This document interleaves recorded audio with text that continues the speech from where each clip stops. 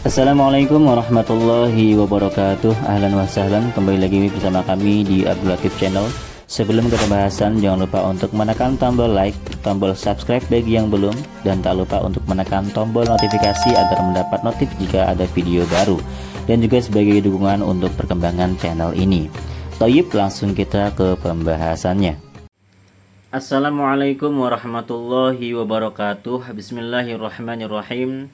Alhamdulillahirabbil alamin, wassalatu wassalamu ala asyrafil anbiya'i wal mursalin, habibi rabbil alamin, imamil muttaqin, sayyidina wa nabiyina wa maulana Muhammadin sallallahu alaihi wa ala alihi wa ashabihi wa salama tasliman katsira, amma ba'du.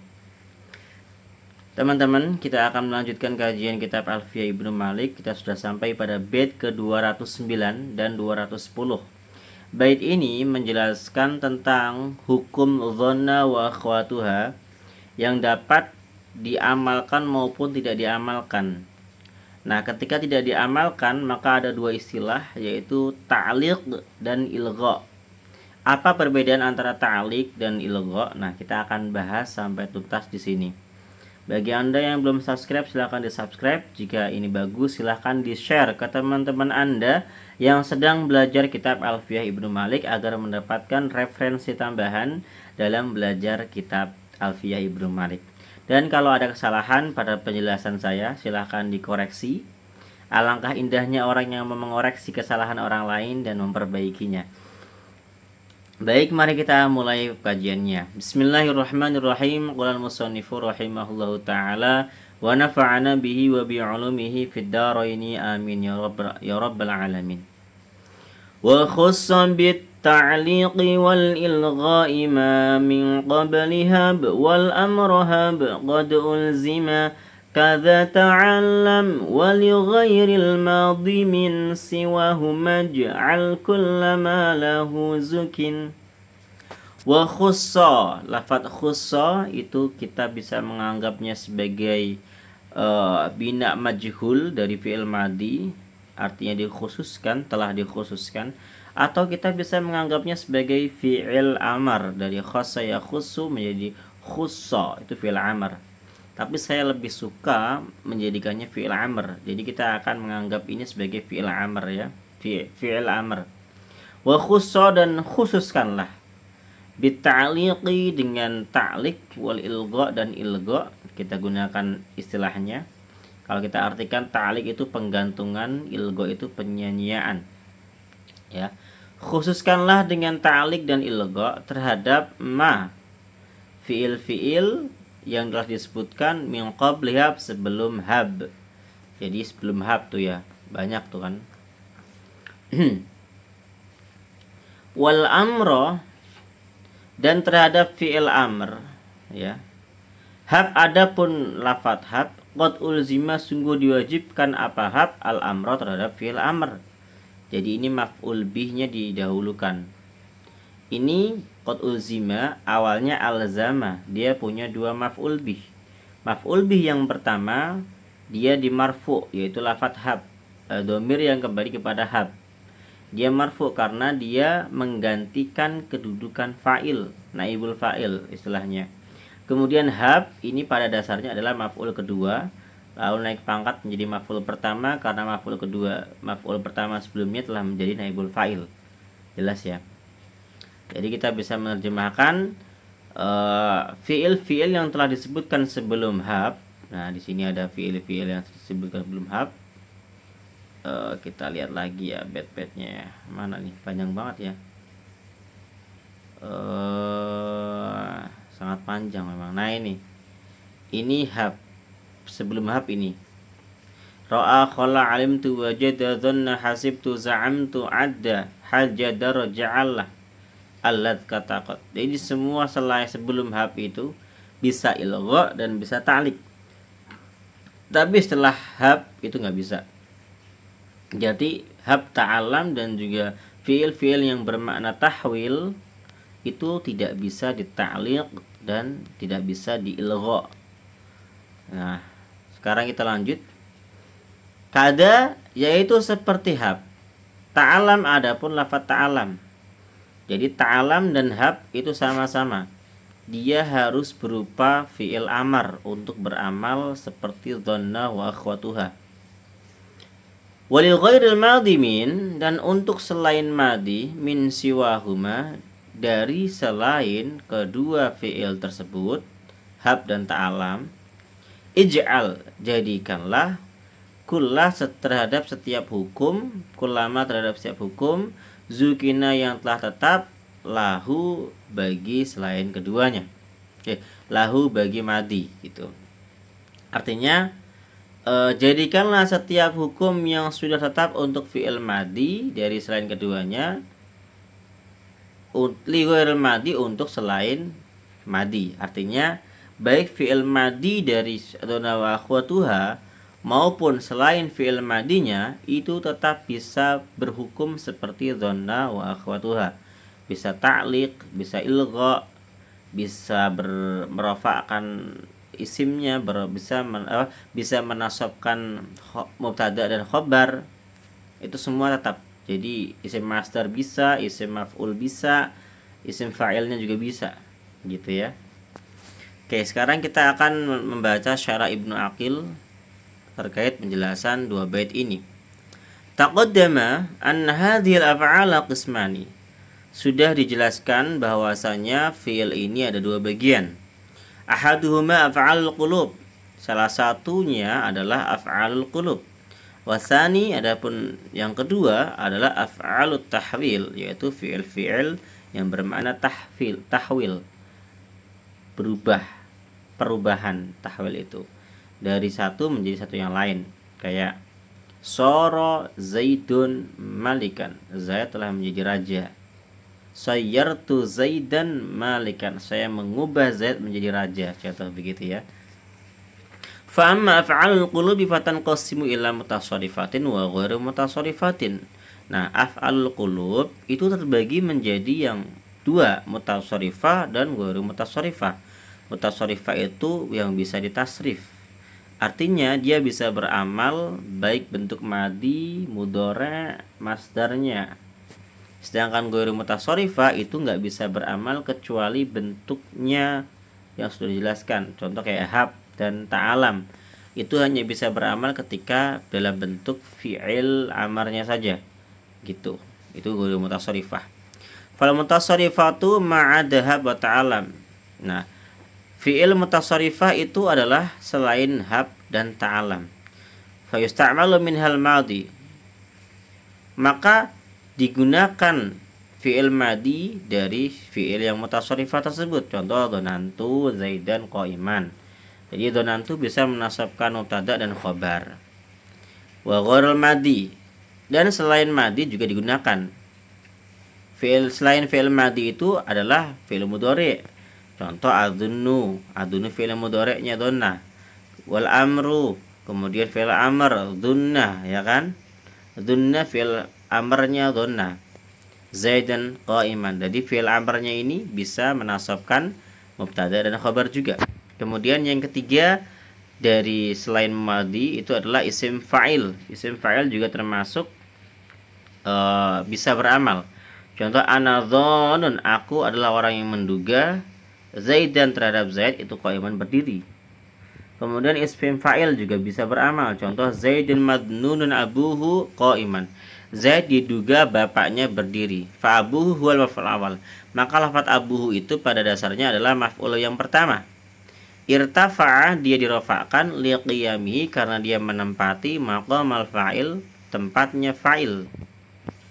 Wa qa'iman maf'ul sani, qa'iman ini adalah maf'ul yang kedua, gitu ya. Jadi ibarat naibul fa'il lah, kayak gitu kalau pada isim maf'ul. Wal masdaru, begitu pula masdar juga bisa beramal. Ajibtu min dhannika Zaidan qa'iman, aku heran min dhannika terhadap dugaanmu Zaidan qa'iman, bahwa si Zaid itu berdiri. Nah, itu juga bisa. Wa yasbutu laha kulluha minal amali wa ghairihi ma sabata lil madhi, dan tetap bagi ha mutasarrifah tersebut, ha ini kembali ke sana ya, dan tetap bagi fi'il-fi'il mutasarrifah apa yang tetap? Kulluha, semuanya, baik itu amal dan selain amal. Ya, laha kulliha minal amal wa ghairihi ma sabata lil madi. Apa yang telah tetap bagi madi. Jadi ini ma ini fa'ilnya yasbutu gitu. Wa yasbutu laha kulliha. Lah ini kulliha ini penguatnya ha. Jadi minal amal wa ghairihi ma sabata lil madi. Gitu. Jadi jelas ya. Semuanya berhak mendapatkan amal sesuai fi'il madinya. Kemudian yang kedua ghairul mutasharrif. Nah, yang ini yang tidak bisa mutasharrif. Artinya penggunaannya untuk beramal seperti dhanna hanya bisa berupa satu bentuk, yaitu fi'il amar di sini. Wa ghairul mutasharrif isnani, yang tidak mutasharrif cuma dua, wa huma yaitu hab dan ta'alam. Bimana i'lam, ketahuilah, fala yusta'malu minhuma illa sighatul amri. Maka tidak digunakan kecuali bentuk amarnya. Contoh, ta'allam syifa'an nafsi qahra aduwiha. Ketahuilah, obatnya nafsu adalah menekan musuhnya nafsu. Fabalik bilutfin fit tahayyul wal makri. Fabalik, maka bersungguh-sungguhlah dengan lembut dalam membuat tipu daya dan makar gitu. Jadi makar untuk melawan nafsu. Ini biasanya dikaji dalam tasawuf ya. Cara untuk membuat atau menipu nafsu supaya nafsu itu terkecoh dan bisa dikendalikan. Begitu. Wa qawlihi, dan seperti ucapannya. Nah, di sini yang jadi contoh adalah ta'alam ya. Ta'alam dia menasabkan syifa'an nafsi sebagai maf'ul yang pertama. Ini asalnya mubtada. Kemudian maf'ul yang kedua qahra aduwiha, ini asalnya khabar. Gitu. Kemudian contoh yang kedua, faqultu arjirni aba malikin. Ajirni, jauhkanlah. Ajir itu jauhkanlah. Ni terhadap diriku, aba malikin dari Abu Malik. Wa illa, jika tidak kamu jauhkan, fahabni imra'an halikan. Fahabni, maka ya maka jadikanlah aku imra'an, laki-laki, halikan, yang hancur. Jadi kalau nggak didauhkan ya hancur gitu maksudnya. Nah, di sini bentuknya hab, nggak bisa pakai selain hab. Oke, jelas itu ya. Kemudian kita akan membahas selanjutnya nih. Wahtasatil qalbiyatu al-mutasarrifatu bit-ta'liq wal ilgha'i.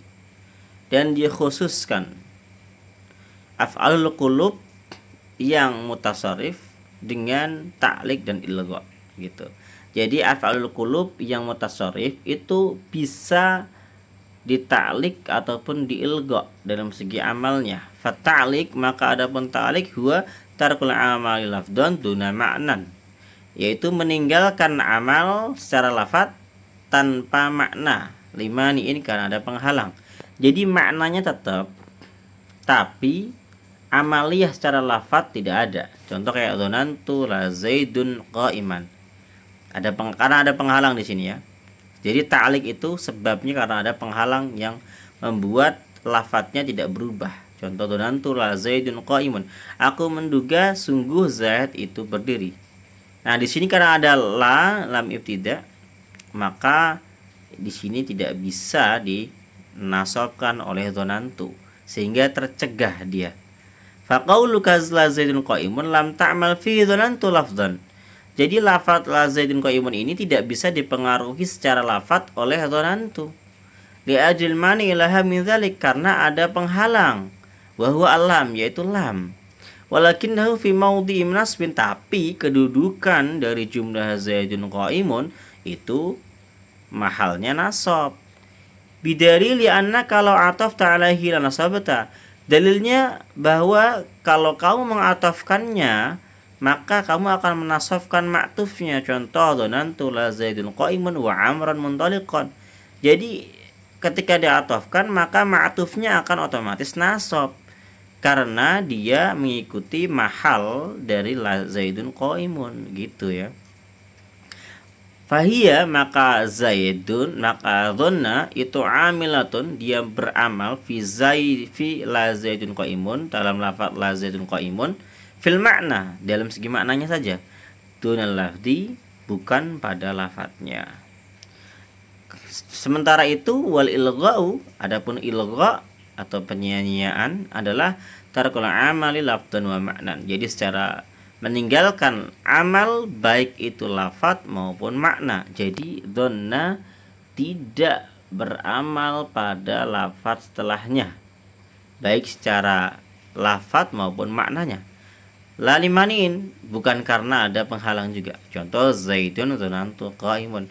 Zaid itu orang yang berdiri. Fala yasri dhanantu amalun fi Zaidun qaimun la fil makna wala fil lafzi. Maka tidak ada amal sama sekali bagi dhanna pada lafaz Zaidun qaimun. Baik itu dalam segi maknawi maupun segi lafzi, enggak ada amalnya sama sekali. Wa yasbutu lil mudhari'i ma ba'dahu min at-ta'liqi wa ghairihi ma sabata lil madhi. Dan tetap bagi fi'il mudhari' dan setelah fi'il mudhari' ya min at-ta'liqi wa ghairihi daripada ta'liq dan selain ta'liq ma sesuatu sabata yang tetap fi'il madhi bagi madhi.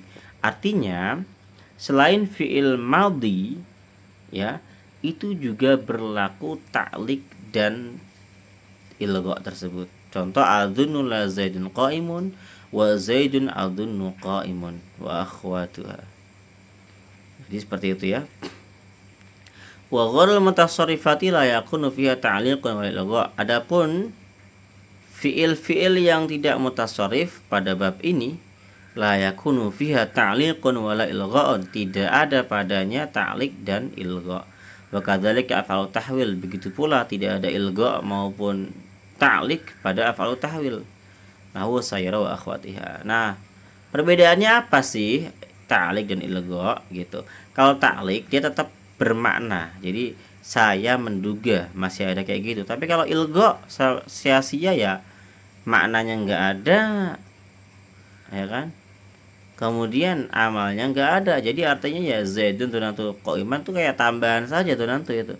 Hanya tambahan. Jadi kayak, artinya ya Zaid itu berdiri. Dhanantu enggak ada papanya di sini karena dia enggak ada amal mau makna maupun lafaz gitu.